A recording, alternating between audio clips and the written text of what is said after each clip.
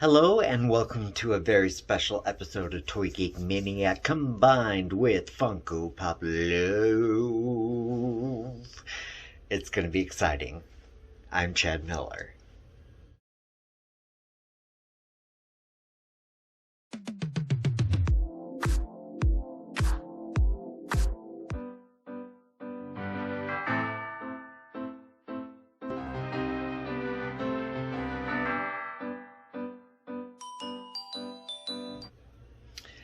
So, to begin this episode, I obviously am always on the hunt for Funko Pops, Marvel Legends, whatever thing tickles my fancy at the moment, and I'm all about everything WandaVision. No surprise. And it's been interesting because the merchandise is just like slowly rolling out, and so I was at my local Walmart and looking over the Funko Pops, and I noticed Agatha, and I was like, sweet. So, you know, on the back it shows, you know, you've got Wanda in her full Scarlet Witch costume, there's White Vision, there's Monica Rambeau, and then there's obviously, you know, Agatha Harkness. And so I dug through there and I was searching for all of them. I wanted, obviously, Wanda more than anything, but yeah. So, there were no other ones to be found. And so when I got home, I was like, okay, I'm just going to order them online. Well, it turns out that only Agatha and Monica were available in retail stores, and Wanda and Vision are due to be released sometime in August. So that was really just disappointing. So, but still, I've got Agatha, so let's take a look at her.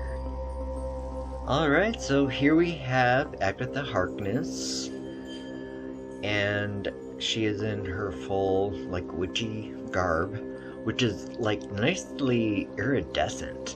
I really like how they did that. In the show, like, pretty much almost waist down, she's got that black, like, smoke thing going on, so you don't really get to see the bottom half of her costume, really. And she is a bobblehead, and she's featured on a stand that shows that she is in the air. Oh, yeah. And then there's the brooch. There's no detail on it, which is kind of disappointing, but at least it's there. And the only other thing that I would say about this that's kind of disappointing is the fact that the tips of her fingers aren't black. Alright, so for the Toy Geek Maniac side of this episode, I have a little bit of a backstory. So I'm a bit of a painter, and if you don't already know, I paint as Phoenix Redfire, and I do, you know, pieces for sale, and then I do pieces for charity. So, being inspired by WandaVision, I created a painting of Agatha, and then I decided I was going to do one of Wanda, which is kind of somewhat featured back here. There will be a little video down here that gives you a little bit more detail. So in doing the research for the painting of the Scarlet Witch, there wasn't a whole lot online that really gave great detail to her costume. So I had to do a lot of digging. And then I stumbled upon this really, really awesome picture and found out that it was a doll of the Scarlet Witch, and it was available through the Disney store, and so I ordered it. Okay, so just to kind of give you a little bit of my own personal touch to this character. She's been an okay character in the comics. I've certainly not disliked her.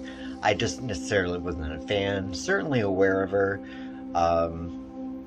and all that kind of stuff. It wasn't until the Marvel Cinematic Universe introduced her that I really became intrigued, because they sort of treated her like Jean Grey, my most personal, favorite character ever. And in the show WandaVision, there's no exception. She's very much treated like Jean. And I think that's part of the reason why I believe that the Scarlet Witch is my favorite character in the MCU. And, and also, of course, the fact that Elizabeth Olsen is just amazing. What she has done with this character, it blows my mind. So, I couldn't resist this. And now I'm going to open it. Okay, so after quite a bit of a struggle, I have unboxed the Scarlet Witch. And this is truly, epic. There's a strong resemblance to Elizabeth Olsen. I wouldn't say exact, but it's pretty darn good. And this was actually described as an action doll on the Disney Store website. So I think that's a really good direction to go in as far as labeling toys so they're not so gender identified. One thing that is interesting about this is the fact that Wanda didn't really spend a whole lot of time in costume in WandaVision, so there's lots of detail here that either I wasn't aware of or it's just kind of new to me.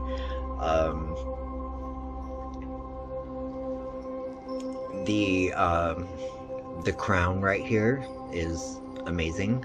I kind of wish it was more glowy, just to reflect the significance of what that means to the character. She is also able to be hooded. I'm not going to be precise about this because it's not my favorite feature. And then she has her cape.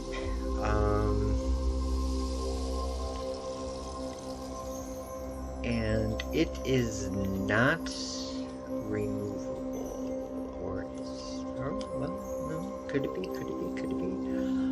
it could be, depending on how integral you want to keep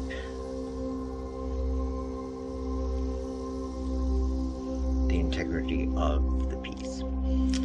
Now, one thing that I really found interesting that I didn't notice on the show was the detailing on the outside of the cape. Very, very, very much like Vision's. I find that totally fascinating. And this is great material, by the way, and on the inside it's just, it looks so nice. So aside the cape, we have the little half skirt that she wears, and which is a feature that I really like about it. The costume design was very well thought out and executed. It's just kind of it's shimmery and the fabric is a little bit kind of gritty in texture, and then the inside is pretty much the same as the outer cape.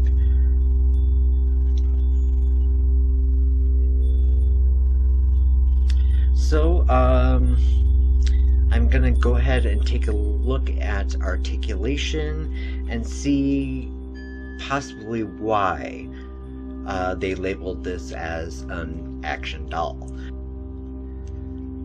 So she does have a 360 turn in the head. Not too much of a look down. She can look up. And by the way, the profile of this is amazing. It really makes me think it resembles Elizabeth Olsen more than I thought before.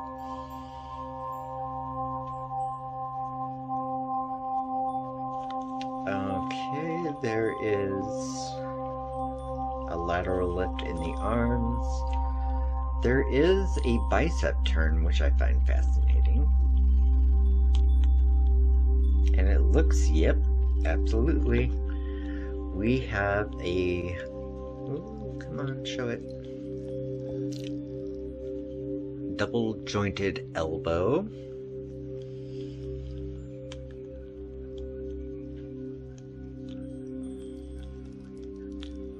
These gloves are fascinating. And her hands, the detail on these things are... it's just amazing. I don't recall if she had painted nails or not, but the finger formation on both hands, just like you would expect from the movies and the show. Now the corset option on Wanda is not removable, so you don't get really any motion so much. A little bit in the waist, but that seems to be about it, which is okay. I mean, she's just going to be displayed on a stand for me. So no matter what pose I put her in, it would be great to put her in the pose that, like the end credit sequence of the last episode. That would be astounding. Alright, so a little turn in the waist. You can get a little bit in there. It's pretty good. A really nice lateral lift in the leg. Now, this aspect of her costume here is cloth, and it's a great material. I totally imagine this is what it feels like for Elizabeth to wear. So that is really awesome. There is no hip turn. With this being as it is, I can tell it's a double jointed knee, which is really cool.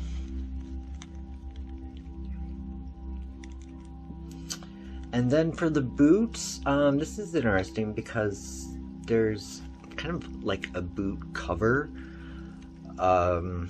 which allows for the flexibility of the foot, which does go back and forth, and it does not go side to side, but there is motion in the foot.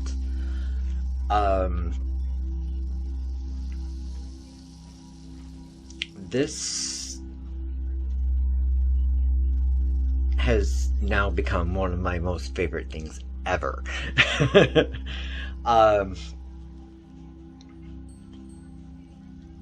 It's just astounding, and ooh, oh, fantastic.